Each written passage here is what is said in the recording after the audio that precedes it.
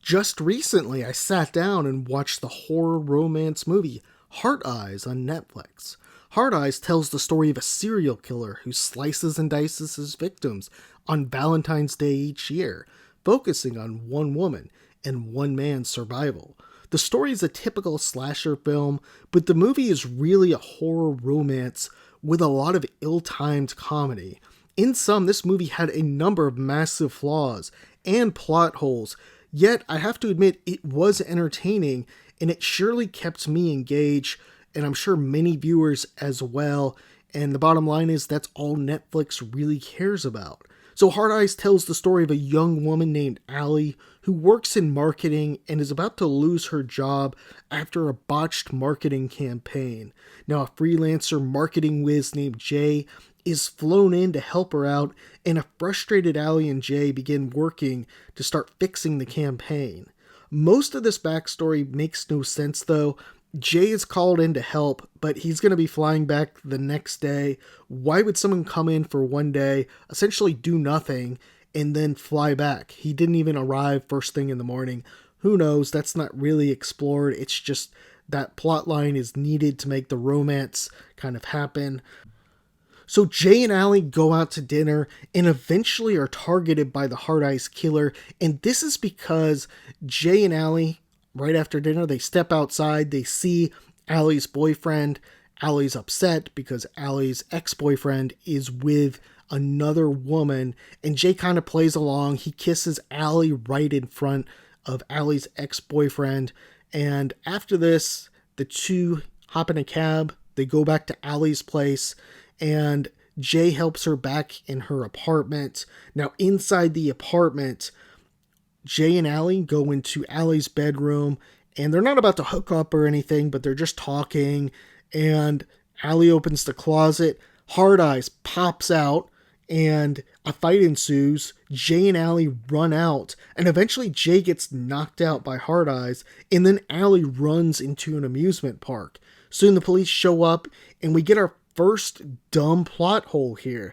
The police show up and arrest Jay, thinking he's the killer. Now, why exactly do they think he is Hard Eyes? Because he had a mask with him. That's the only evidence that we're given. Regardless, Jay is arrested and dragged downtown, and things really head downhill here. Allie shows up, and for some reason, this police station, which is located in Seattle, has just 3 cops in it. This is Seattle, not a country town in the 1970s. Where exactly is everyone? I mean, it's not like there's a serial killer hasn't been active today or anything.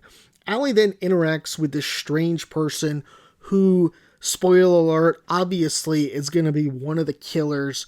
Hard Eyes then enters, killing 2 of the cops and leaving another detective, Janine, played by Jordana Brewster, wounded. Now, this was a pretty strange role for Brewster to play, and her character was even more bizarre. She's like this desperate middle-aged woman trying to meet a man, always making jokes about guys, and it's clear she wasn't really comfortable acting this role.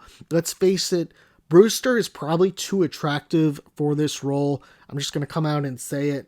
It's not like she's super, super hot or anything, but she does look good for her age. She doesn't play the role of the desperate woman, desperate middle-aged woman. Now, our next big scene takes us to a drive-in movie theater where Hard Eyes kills a bunch of people and then is killed by Allie and Jay.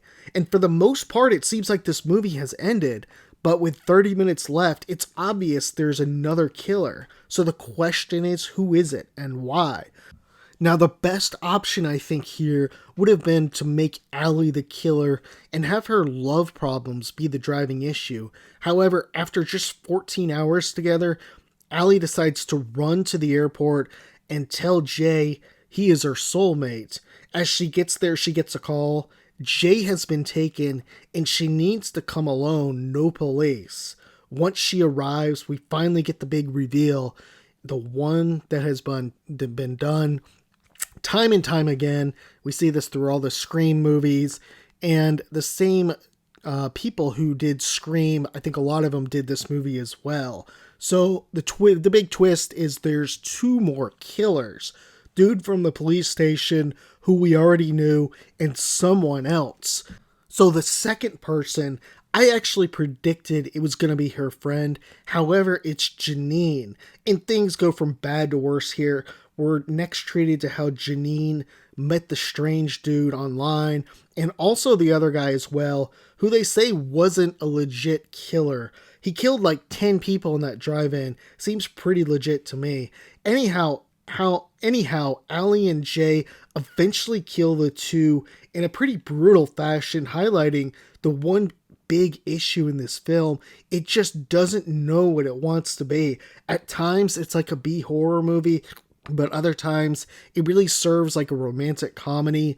The writers often shift direction, making for a choppy film. It seems like they're trying to popularize a new genre, horror romance, and we've seen movies do this before, but let's face it, it's not really something that's being done left and right like superhero movies. We've seen it with movies like Edward Scissorhands and Bram Stoker's Dracula, but those movies and others, they of course didn't have goofball jokes throughout it. In the final scene in the credits, we see Jay and Allie getting engaged. Allie proposes to him. Why exactly does she propose to him? Like many things in the movie, there's no reason why she did this. The ending seems to imply another killer might be out there. Will we see a sequel to this? Probably, although this is a movie that definitely doesn't deserve one. All this said, what can we say about this movie?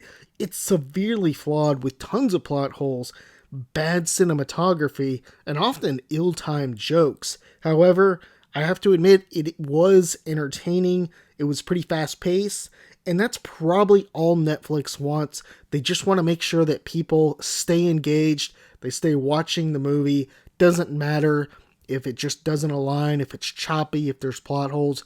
They just want to make sure people are staring at their tablets. If you saw this movie, let me know your thoughts, your comments. Thanks.